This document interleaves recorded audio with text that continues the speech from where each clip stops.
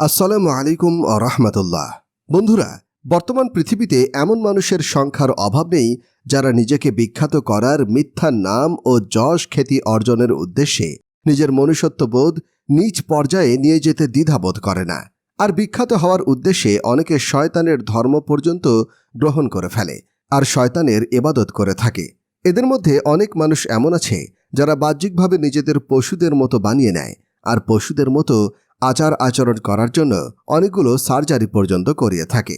বর্তমানে তাদের এমন কার্যক্রমগুলো নবী করিম সাল্লাল্লাহু আলাইহি ওয়াসাল্লামের ভবিষ্যৎবাণীকে স্মরণ করিয়ে দেয়।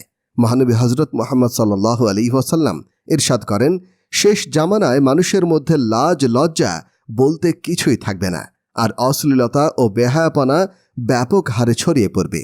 আর নবীজি সাল্লাল্লাহু আলাইহি ওয়াসাল্লামের এই হাদিসটি পূরণ হওয়ার চিহ্নগুলো আমরা অনেক সময় ধরে আমাদের আশেপাশে দেখতেও পাচ্ছি।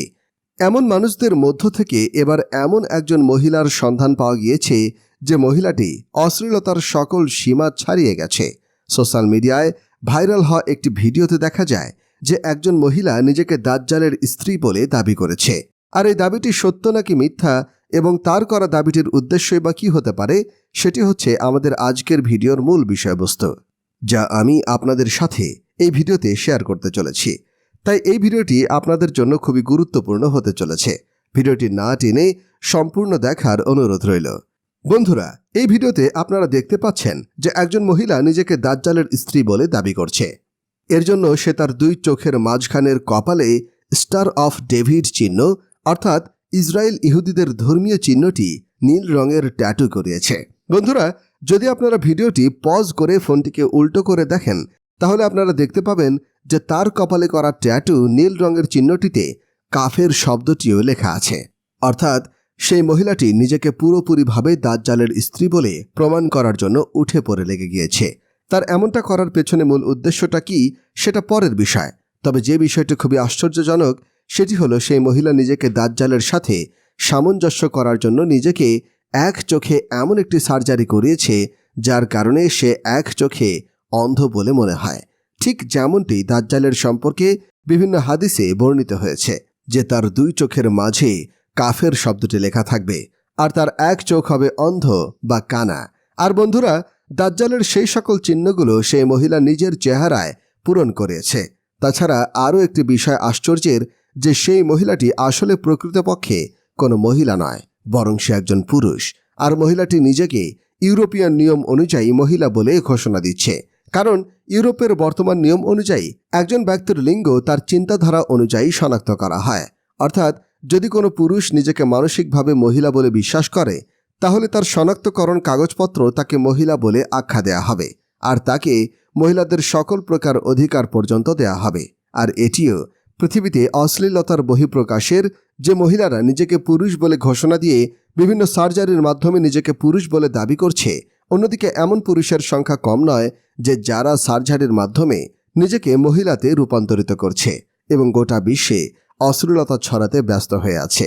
দাজ্জালের স্ত্রী দাবি করা পুরুষটিও নিজেকে মানসিকভাবে মহিলা বলে বিশ্বাস করে আর তাকে শনাক্ত করা কাগজপত্রেও মহিলা বলে পরিচয় দিয়ে থাকে। তার দাবি হলো সে দাজ্জালের স্ত্রী হয় আর সে দাজ্জালের আগমনের অপেক্ষা করছে। বন্ধুরা, মিথ্যা নাম, যশ ও খ্যাতি উপার্জনের উদ্দেশ্যে মানুষ কতটা নিম্ন পর্যায়ে যেতে পারে তার একটা জ্বলন্ত উদাহরণ এই মহিলা। তবে এই বিষয়ে কোনো সঠিক তথ্য পাওয়া যায় না। নিজেকে দাজ্জালের স্ত্রী দাবি করা পুরুষ বা মহিলা বেশ ধারণ করা এই পুরুষটির বর্তমান অবস্থান কোথায় আর তার বিষয়ে অন্য কোনো তথ্য পাওয়া যায়নি। এমনকি তার অতীত সম্পর্কেও কোনো খবর পাওয়া যায়নি।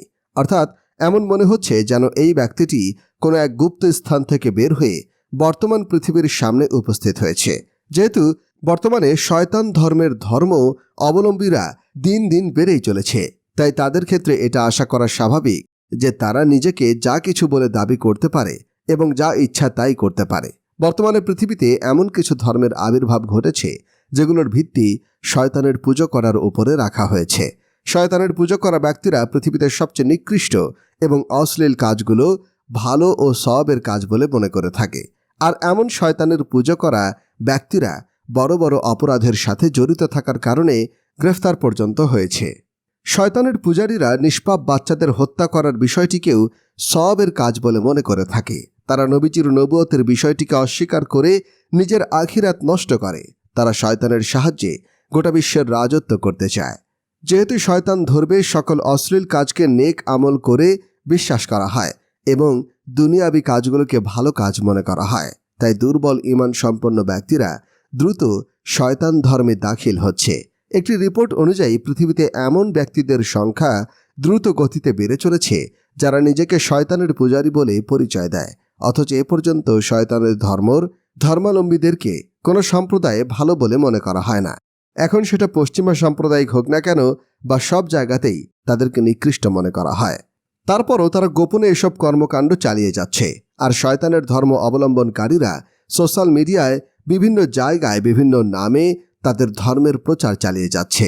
এরকম শয়তানের পূজারী ব্যক্তিদের মধ্যে এই ব্যক্তিটিও হতে পারে যে পুরুষ হওয়া সত্ত্বেও নিজেকে মহিলা বলে দাবি করছে এবং নিজেকে দাজ্জালের স্ত্রী বলেও দাবি করছে।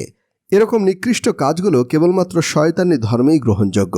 একটি ব্যক্তি নিজেকে দাজ্জালের স্ত্রী বলে দাবি করেছে এবং সে পুরুষ হওয়া সত্ত্বেও নিজেকে মহিলা বলে পরিচয় দিচ্ছে, আর তার শরীরে বিভিন্ন ধরনের ট্যাটু পর্যন্ত করিয়েছে, যেগুলোর সম্পর্ক শয়তান ধর্মের সাথে রয়েছে।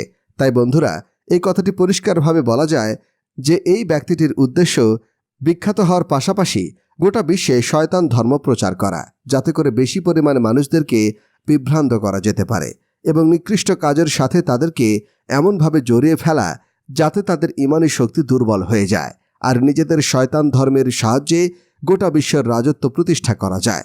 বন্ধুরা, আশা করি এই ভিডিওটি আপনাদের কাছে খুবই গুরুত্বপূর্ণ মনে হয়েছে। তাই এই ভিডিও সম্পর্কে আপনাদের মতামত কি তা কমেন্ট বক্সে অবশ্যই জানাবেন।